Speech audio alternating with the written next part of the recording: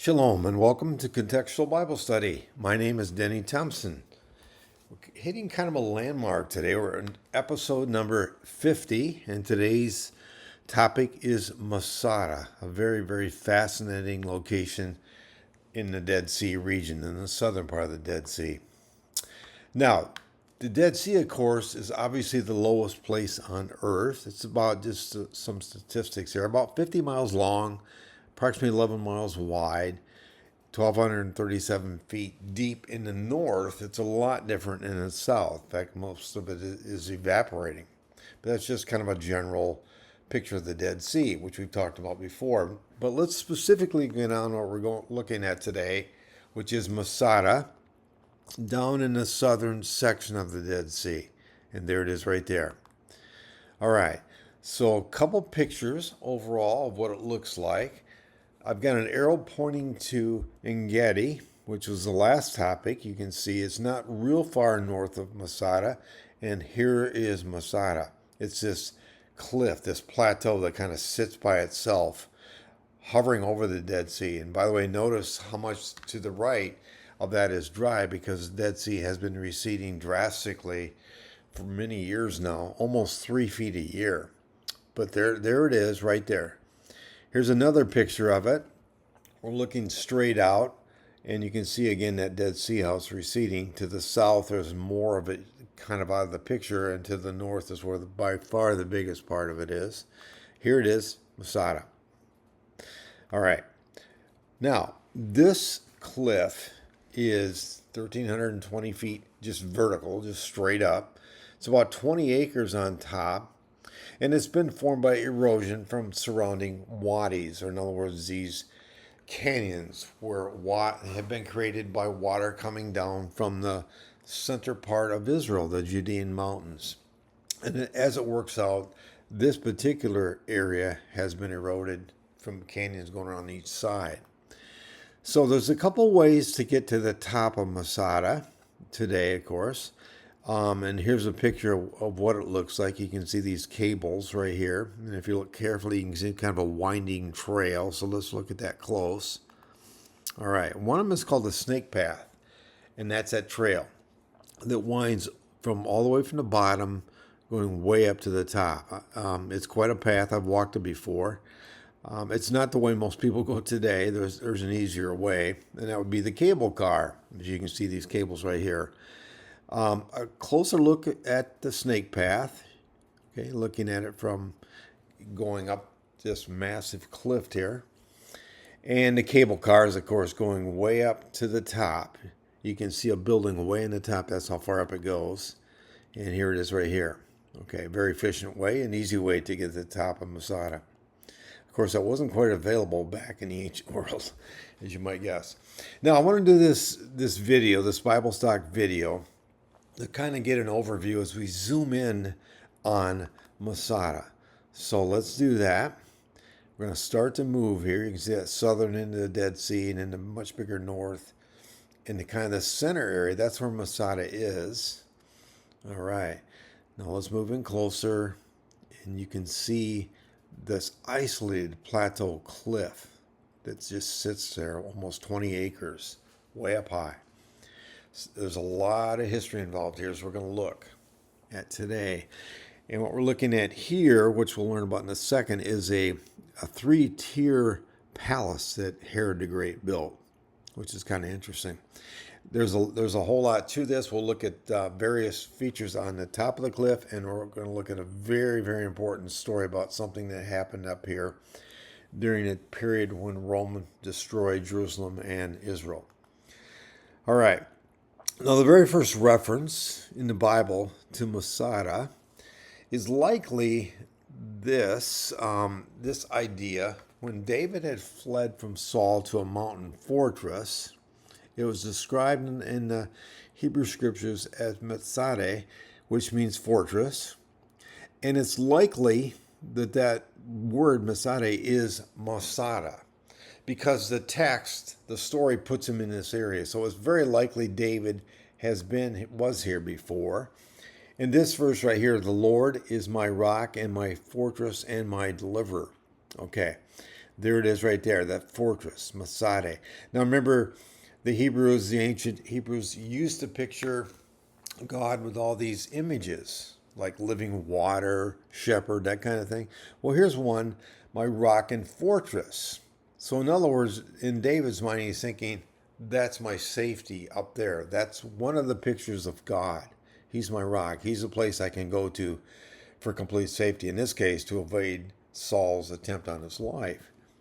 Now, about 900 years after the time of David, all the way up to Herod the Great, all right, he built a complex up here, an incredible complex. And he built it during the years of 37 to 31 BC. It was like a fortified military stronghold. Now, this cliff was, in a sense, fortified because it's so isolated and so difficult to get up to. But Herod went way beyond this. He built this amazing, kind of like a city right on top of the cliff. He was particularly afraid of Cleopatra of Egypt, which is interesting. She really scared him, and he was worried about her coming from the south, and this is going to be a fortress to protect that southern flank. All right. So Yahweh, God, was David's fortress. Remember that verse. In contrast to Herod, in stark contrast to Herod, where he's his own fortress. He's going to make his own buildings and this whole compilation of safety and walls and towers and everything else he's going to put up here. That's his fortress. That's him. Okay, let's examine Herod's Masada construction because it really was incredible, like all of Herod's constructions. All right, so this artist's rendition of what it might have looked like in terms of on top of Masada. He was not satisfied, he being Herod, with the natural defenses, so he surrounded the summit with a double casement 12-foot wall. A casement wall, double thickness, 12 feet high, and 38 30-foot defensive towers on top. You talk about paranoid. This ought to be really safe now. He built all of that on top of Masada, which in itself was just isolated and had a real sense of safety about it. Now, the Masada casement wall on the southwest side, we can see ruins of it and then get an idea how wide it was, how tall it was, based on the foundations, some of the ruins. So on the northern end, right here, Herod built a palace that was truly remarkable. That's called a three-tier palace. And it hung right off the cliff. Okay, so Herod always thought, I'm going to defy gravity, I'm going to defy nature, I'm going to build something that's amazing. Everybody would be just a miracle to look at, thinking, wow, how could you build something like that? So here's kind of a picture of it, part of it here. From the air looking down on it. And this is probably what it looked like. This is a model right up on top of Masada, a picture I took. And you can see the quarters.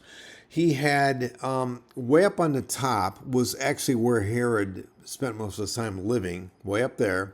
Then he had a middle area, and then there was a lower area going right down this cliff. Truly stunning. So that's probably what the whole thing looked like. We can see the ruins of it today, as you'll see in a second here. So his quarters up there, this beautiful spot overlooking, he's looking north now, up the Dead Sea, towards En-Gedi, towards Qumran and Jericho, up that area. Okay. And it was estimated, it's basically about 60 feet between the upper and the middle. Okay. And then it's about 48 feet between the middle and the lower. All right, so that's kind of the idea of the separation between these areas. And again, this hangs right off the cliff, making it really something else. So Herod could sit up here in his upper palace, and he could look all the way up the Dead Sea coastline, and he could actually see on a clear day his Jericho palace way to the north there in the upper end of the Dead Sea. And it was shaded for his afternoon coolness, the breeze coming through. So Herod thought, I've got it made with this place. Okay. Now, so here we go again. I got that little square around Masada. and we're looking north, you can see Engedi again, and then Jericho would be way up there. So that view was all the way up there.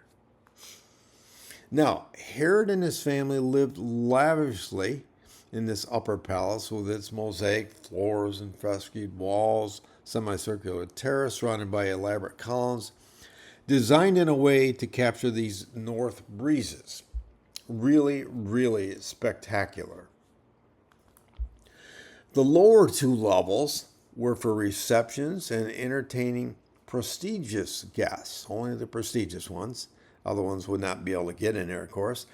The round middle terrace had two concentric rows of columns that created a beautiful balcony for relaxation. The lower terrace, just look, you can see the lower one there, surrounded by low walls and columns with a roof in between, provided an open-air court inside a colonnade.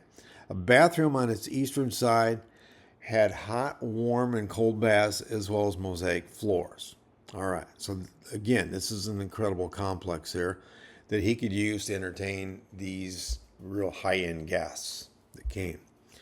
Now, this is how you actually get down today, how you actually can walk down from this upper area to the middle and to the lower. They built this kind of like this ramp. But originally, there was an interior staircase, which is no longer really accessible.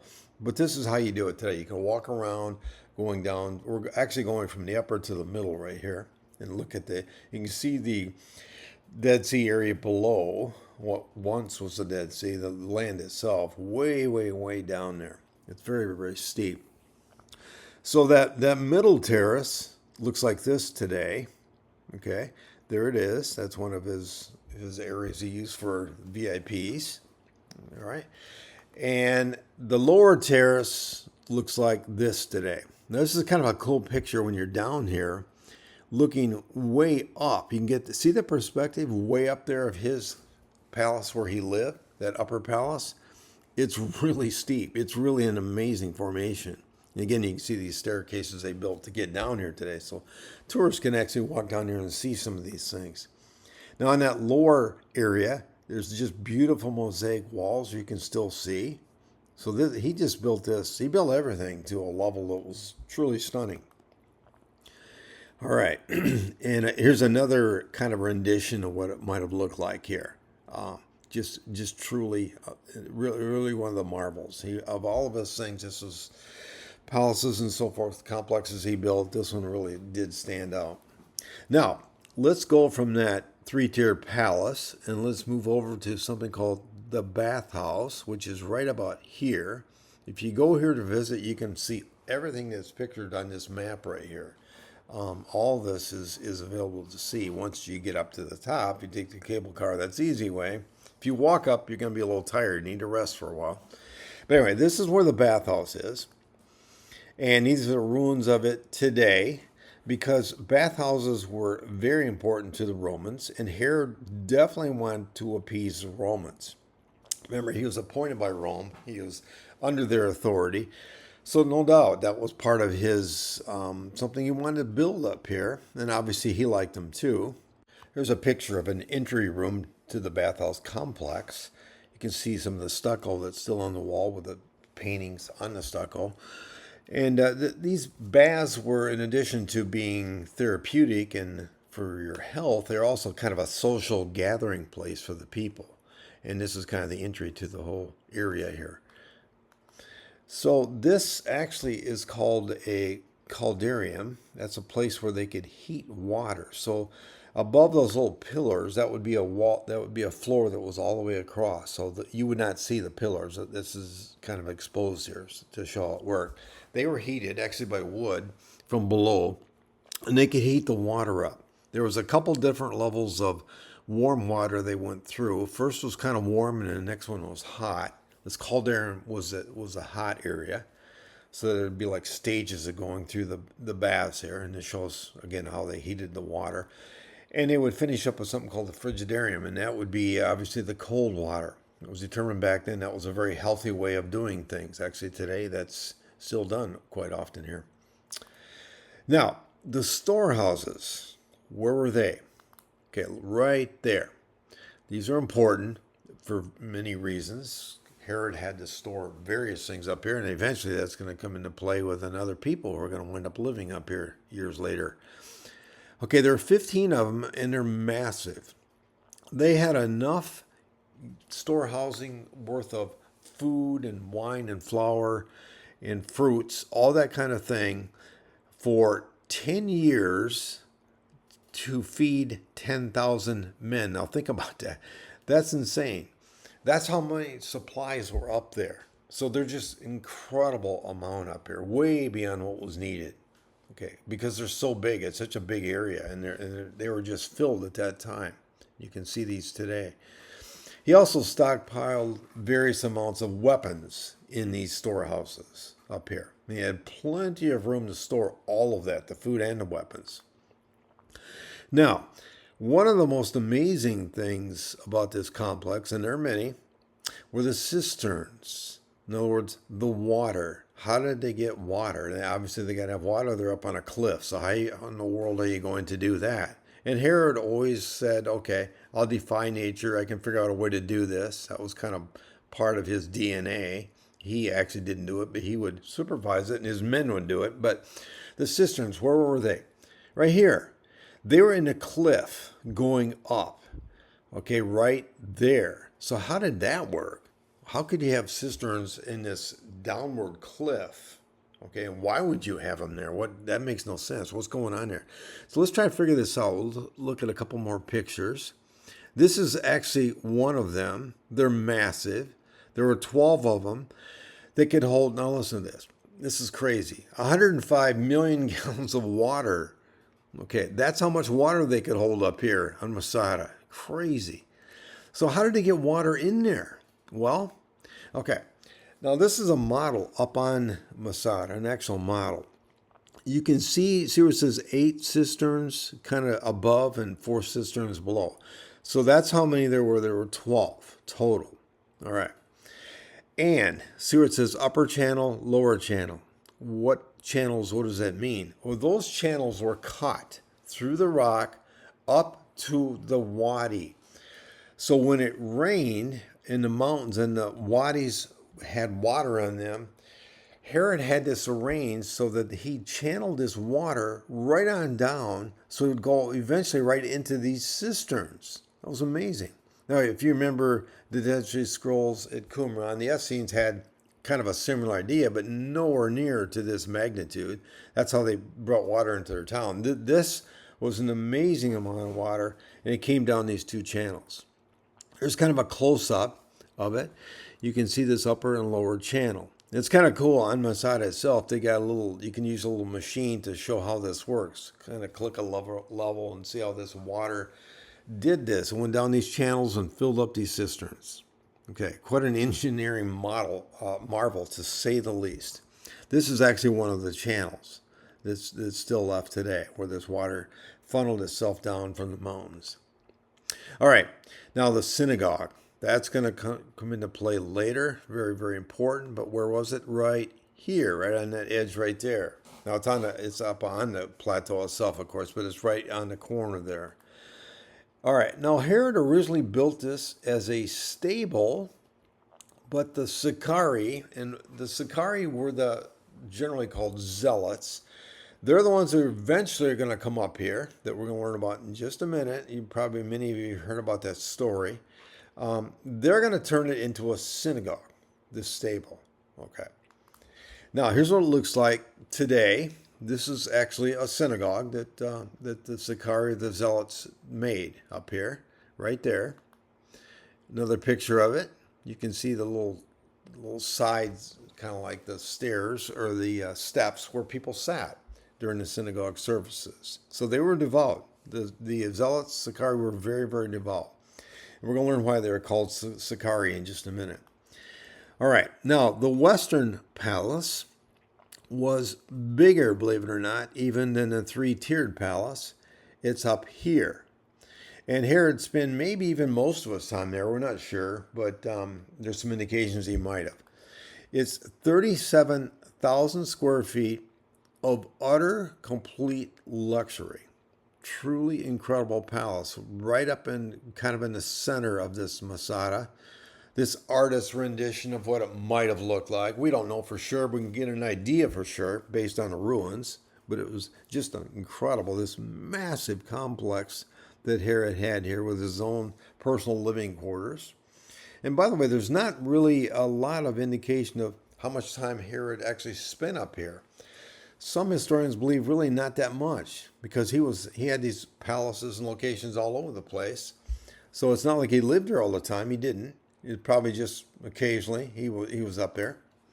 Here's how you enter into the palace today, going through this little entrance right here. And you can see these mosaics all over the place because everything is very elaborate.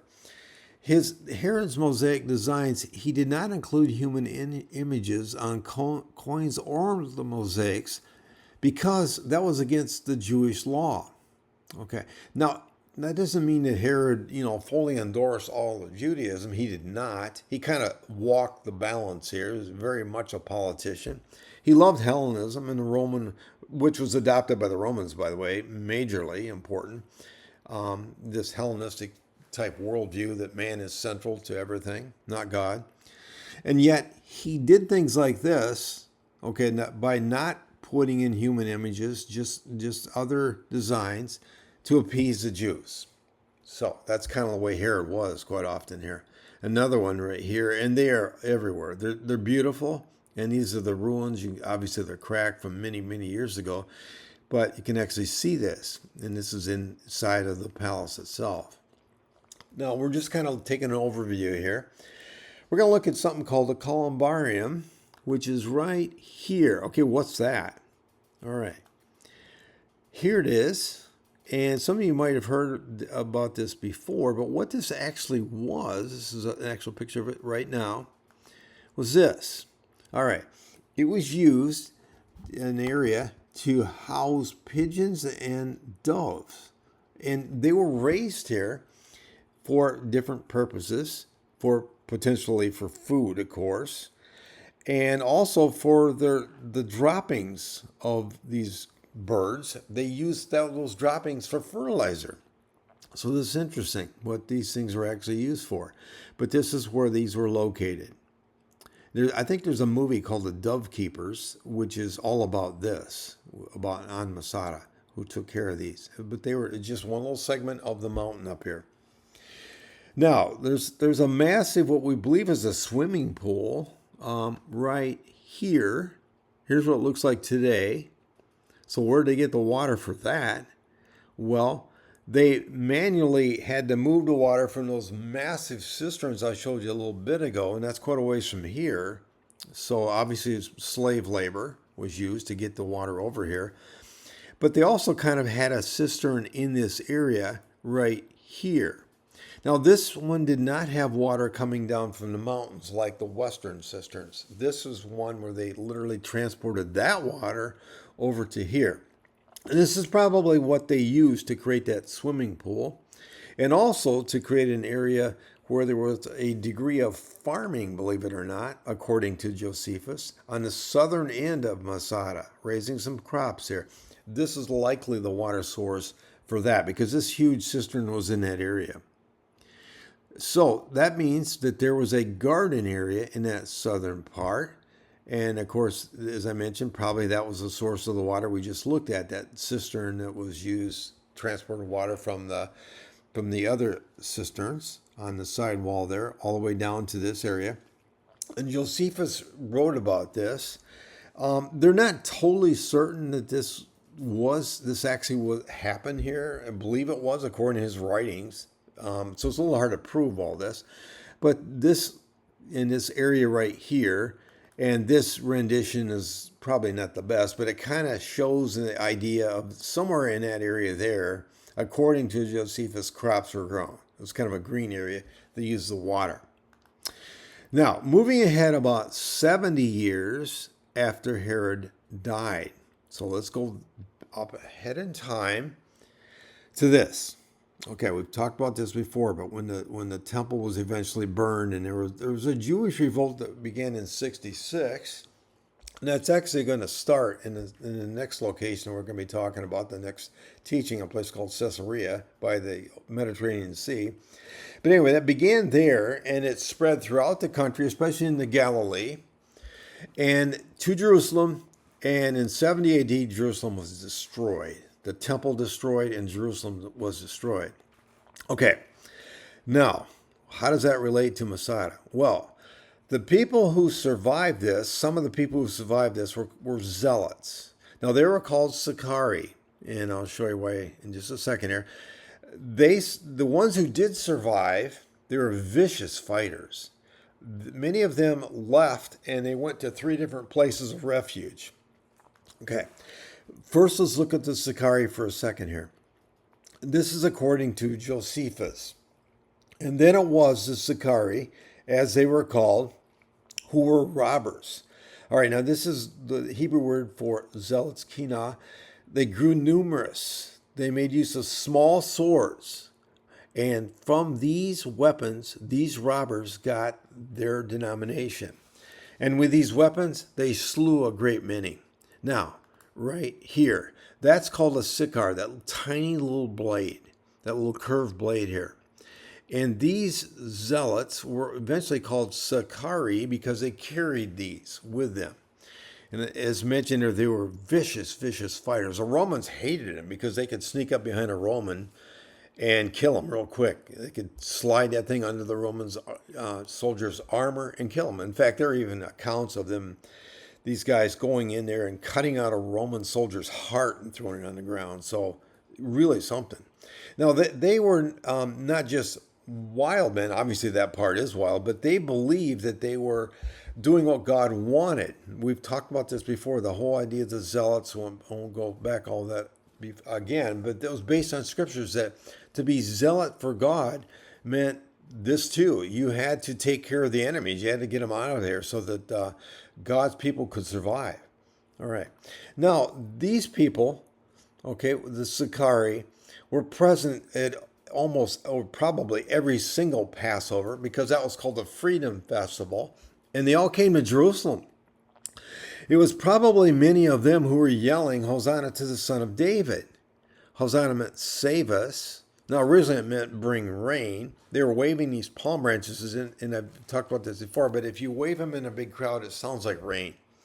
But later, it became the idea that save us from the Romans, not just bring rain, save us by bringing rain, but save us from the Romans.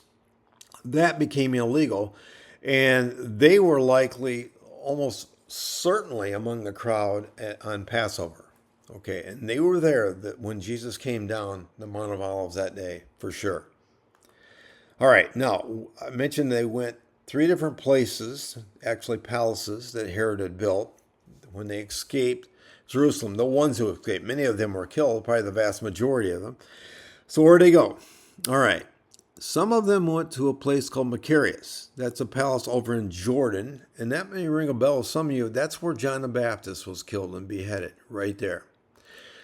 And here's kind of a artist rendition of what it might look like in the country of Jordan. Many of them went here, which isn't very far away from where they were in Jerusalem, only about 6 miles, 7 miles. That's called the Herodian. That looks like this. We've talked about that before. This particular palace that Herod built. Very close. It's right outside of Bethlehem, right on the edge of Bethlehem. I talked about it in regards to the Christmas story one time. And others went here, and that's the ones we're talking about today, to Masada. Okay, so that's kind of the background. That's the Sicarii who are going to come down here. After Jerusalem is destroyed, they're going to be like this last remnant hanging on to try to save the country. Several presentations back, we talked about this place. It's called Gamla. It's up in the Galilee, up in what is called the Golden Heights today, overlooking the Sea of Galilee. It was the location of the largest gathering or city of zealots anywhere in the whole country. And there was a massive battle up here, the Romans coming in, that whole story. But the reason I mention it now is that there's likely the leader of the Sicarii in way down in Masada. Very likely he was here at one point. And the reason we kind of know that is the fact that we know that he was all over Galilee. That was recorded. So almost for sure he had to be up there because he was a zealot. And later, like I mentioned, called a Sicarii. And he fought all over the place. And he's going to become the leader of this group of people who are going to be the final holdout on Masada. Now, some of the people up here on Masada, some were very likely Essenes. Okay, because the reason we know that is some of the Dead Sea Scrolls were found on top of Masada. So obviously that's circumstantial evidence that somebody came down here and maybe escaping the Roman destruction of Qumran, very likely. And this is where there were several, actually 16 Hebrew scrolls found that matched up with the Dead Sea Scrolls. And Yigal Yadin, the chief archaeologist of Masada, okay, he was a very, very important guy in Israel. He's the one who discovered years ago when he was doing the leading excavation, the scrolls, and he discovered them right here. Now, General Silva, the Roman General Silva, brought his 10th Legion down here, about 5,000 soldiers, and he brought also about 9,000 slaves. Many of them were Jewish. Okay, remember, this is after Jerusalem was destroyed and many other towns were destroyed. He took a lot of Jewish slaves with him. And the reason he's going down here is they know that there's this group of people up on top, and they want to get them down. They want to wipe out all of Israel, and this is like a last stronghold. It was recorded there was a total of 967 Sicarii on top of that mountain right there. Okay. Now, the actual mountain, this is kind of a drawing here, was surrounded by a total of 8 Roman camps. You can actually see them from above today, some of the ruins of the camps that surrounded the mountain. So the Romans are setting this up. They had no chance getting out of here. They couldn't go anywhere because we got our camps. And then beyond that, they had a 10-foot wall that surrounded all of it. And that wall is actually 2.5 miles long, believe it or not. And it has guard towers along it. So, I mean, this place is like, you talk about sealed off. It's sealed off. This is one of the camps you can see from above. Actually, a couple of them you can see. You can see those dark areas. Those are the walls. This is from the top of Masada looking down, picture I took. And here's another one. You can see very clearly one of the Roman camps, one of the 8. Now, the Romans, in order to get these people down, the first thing they're using are these things, catapults. These things, this is actually a ruin left over. They could launch 120-pound rocks all the way to the top, which is incredible. And we know that because here's some of the rocks that were left over. Some of these actually use as weapons to shoot these up and over the top of that wall down on the city. And they figure that's going to cause them to surrender because these things are lethal. So they did this, but it didn't work. The Sicarii would not surrender. They simply would not give up. The Romans really didn't, I don't think they fully understood who these people were, but they certainly were not going to surrender. So eventually, after trying this and some other things, General Silva come up with a new idea in order to get these people down, in order to get them, to end this holdout of Israel, to just take the country over completely. His new tactic was this idea right here. Now, this is the mountain itself, and on the right is that kind of a drawing of the snake path I mentioned before. That's on the eastern side of the mountain towards the Dead Sea. On the western side of the mountain, there was another pathway going up that was easier to walk back in those days. It still was difficult, but it's easier than the snake path and not quite as steep. Now, Silva chose that area, the western area, and he just chose that to do something quite interesting. He started to build a massive ramp going up here with his using his soldiers and particularly the slaves. And I mentioned there were many Jews here. Now think about that. Jews being forced to do that when they knew there were the Jewish holdouts above. Okay, that was, you talk about difficult and just kind of heart-wrenching, but that happened. So you can see the ramp from above here very, very clearly. There it is right there. That's what Silva had his men build going up to the top to find a way to get up there to get them. This is what it looks like from below. And I've walked way down here before. It's really incredible. He built all of this and he smoothed it out so they could move their siege machines right up to the top of the wall, right up to the top of Masada. Now here's a little video of Masada. This is some Preserving Bible Times, and we're just kind of taking an overview here again, the top of the mountain. The reason I'm showing you is I want you to see this ramp. It's so clear here. It's very clear right above there. You can see the parts of we've already looked at there. The northern tier palace is going to be to the left of that ramp. See the Dead Sea beyond. Those incredible cisterns are beginning to show up here. Those big caverns that they built, so they come up with the water idea to coming into it. You can see actually some of the one of the tunnel or one of the ramps going into the cisterns right there. One of the channels that they carved out right there. And again, just showing you this mainly to see how incredibly big this ramp was and how it went right to the very top. All right. Now, so they built this ramp and they used all these people to do so. All right. So as they saw from above, okay, they still didn't give up. The Sicarii looking down, they still would not give up. In fact, they started using some of the rocks and others to go down and try to do what they could to stop the Romans from coming up this ramp once it was built. This is going to be futile, but at least they tried. They tried very hard to do the best they could do. So the Romans started doing this.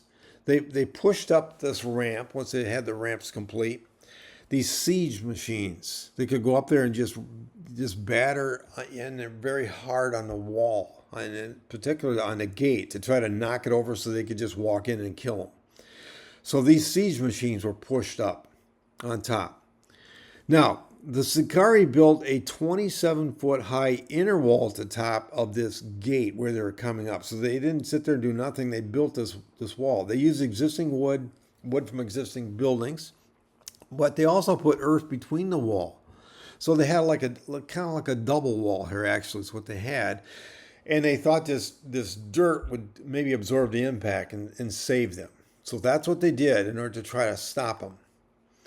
It worked at first, but then, once Silva noticed this second wood wall, okay, he saw these wood walls, and the information was clear, he ordered his soldiers to set it on fire.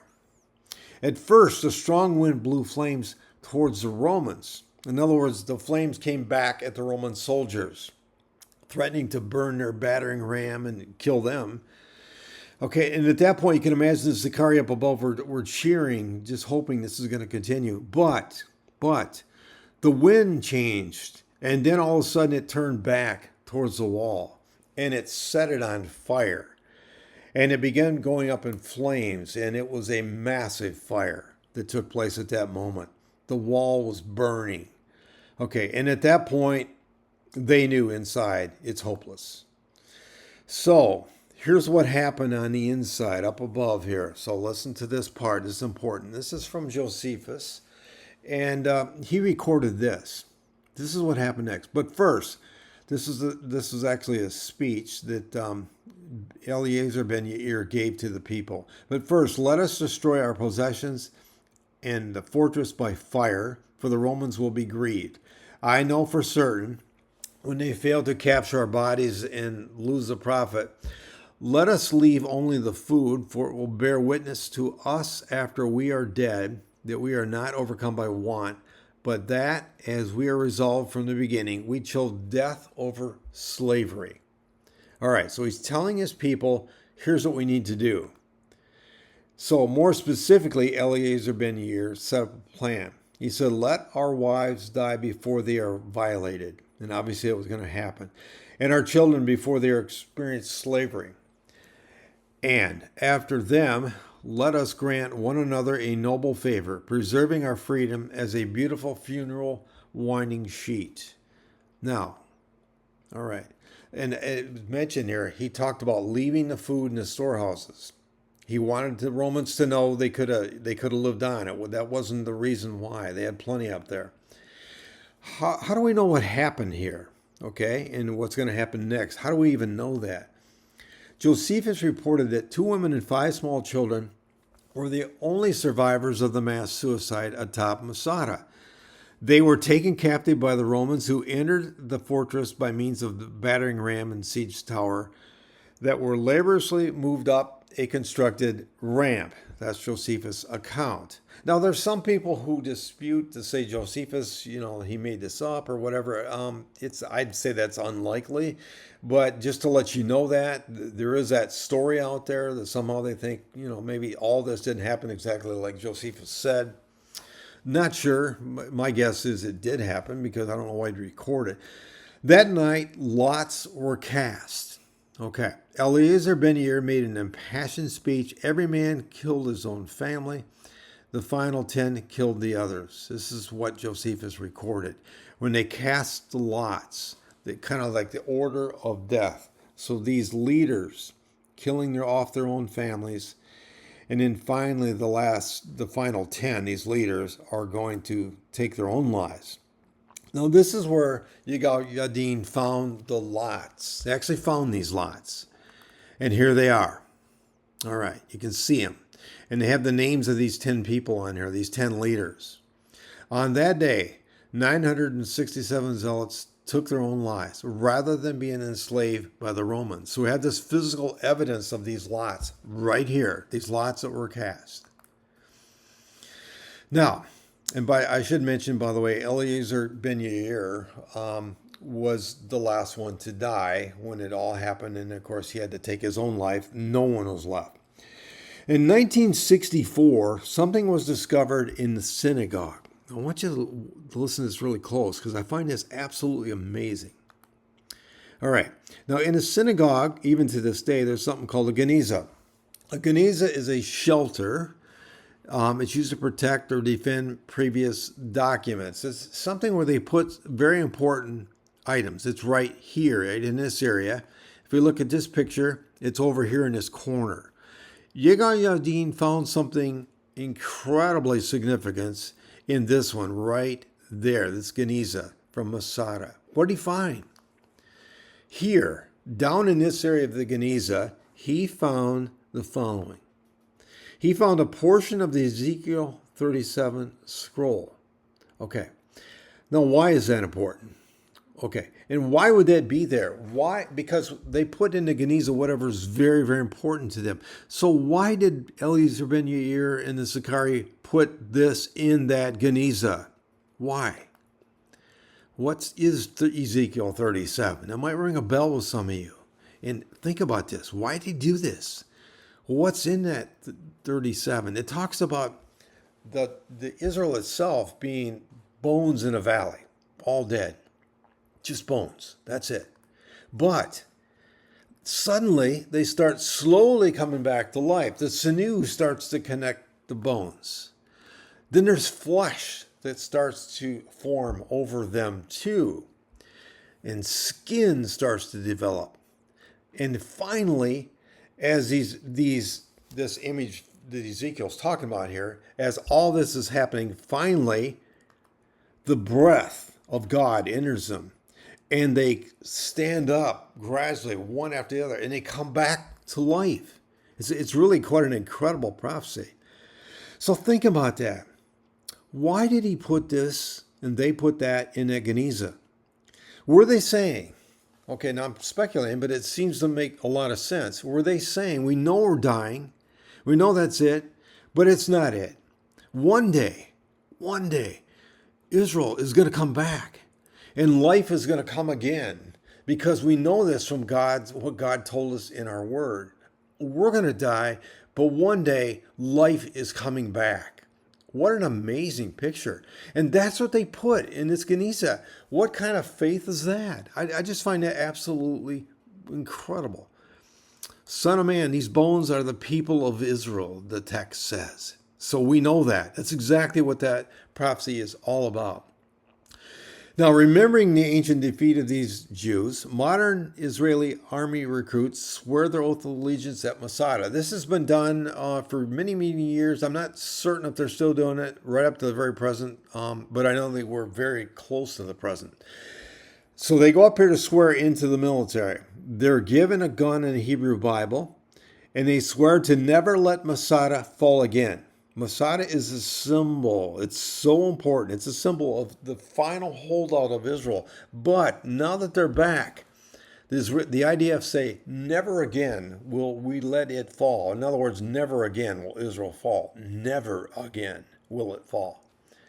And even when jets fly over Masada, okay, this is kind of a diagram here, and I've actually seen this before, they tilt their wings in recognition of the significance of this place. They kind of turn their wings back and forth, or kind of flip them back and forth to say, yes, yes, this is such an important place. All right. So thank you for watching this presentation of Masada today. It's a very important place. It's, as I think I mentioned before, it's like a massive tourist destination. It's second only to the place we're going to talk about next time in terms of number of people. And that stop is going to be a place called Caesarea on the Mediterranean coast. So very, very important in so many ways. It's kind of a diagram of what we think it might have looked like, but we'll get into that next time. In the meantime, for this edition of Contextual Bible Study, I'm concluding, and thank you again for watching. And my wish for you is shalom.